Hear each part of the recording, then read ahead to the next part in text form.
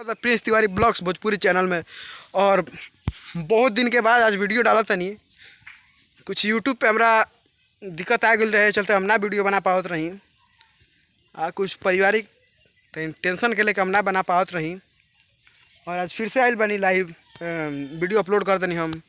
और वो सबसे बता दी कि जब पहला वीडियो आए रहे तो काफ़ी ज़्यादा पानी रहे खेत में, वो रोपनी ना भर रहे, वो घड़ी बिया डलाइल रहे। अब काफ़ी ज़्यादा रोपा गई। रोपैला के बाद देखी कि में साफा धान सूख गई बा, में एको ठो पानी लौकत बा ना। और एकरा के सोहनी कईल बहुत जरूरी बा। भगवान पानी देते देखी आई हम देखावत तनी। बहुत ही ज़्यादा में घास हो गई बा, और घास होला के कारण थोड़ा गोड़ में लागत है। बहुत ही अच्छा लागत है हमनी के कि अब धान काफ़ी ज़्यादा बड़ हो गई सन, खाद मारा गई बा।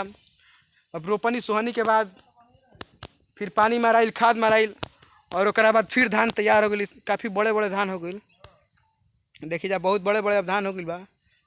सब गांव देहात के हो।